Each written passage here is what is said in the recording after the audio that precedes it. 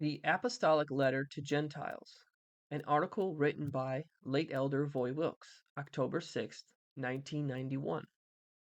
A portion of Acts 15, verse 24, was added to the manuscript from which the King James Version was translated, added in such a way as to reverse the meaning of the message.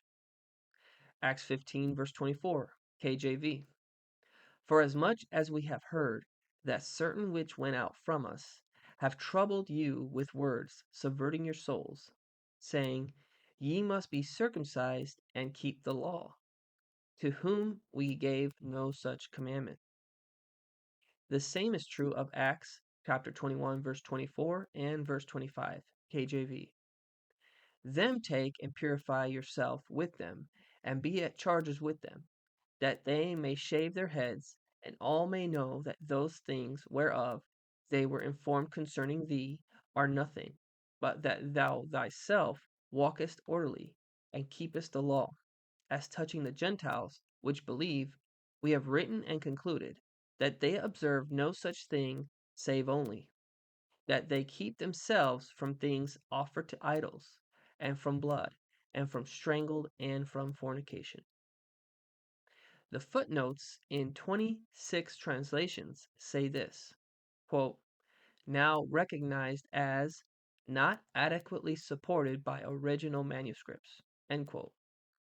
That these phrases are added is not just a recent notion.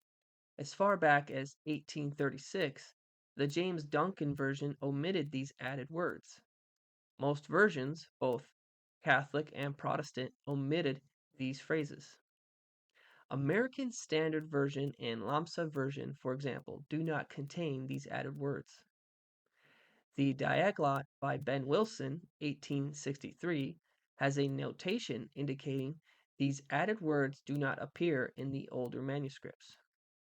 Again, the added words reverse the meaning of the message, indicating we should forget the law. We can be sure these phrases were not added accidentally, but are there because of hostility to the law of Yahweh, as Scripture indicates. Romans 8, verse 7 and 8. For the mind that is set on the flesh is hostile to Yahweh. It does not submit to Yahweh's law. Indeed, it cannot. The Scriptures, as originally given, were true and correct in every scientific and historical detail. But this does not necessarily include all the words and phrases which have crept into the texts during the intervening centuries. Thank Yahweh, these are few in number, as is indicated by the Isaiah scrolls found in the Qumran caves and by ancient manuscripts found elsewhere. Praise be to Yahweh. For other free literature from AOI in Rising Star, Texas, please visit their website at hallelujah.org. Thank you and shalom.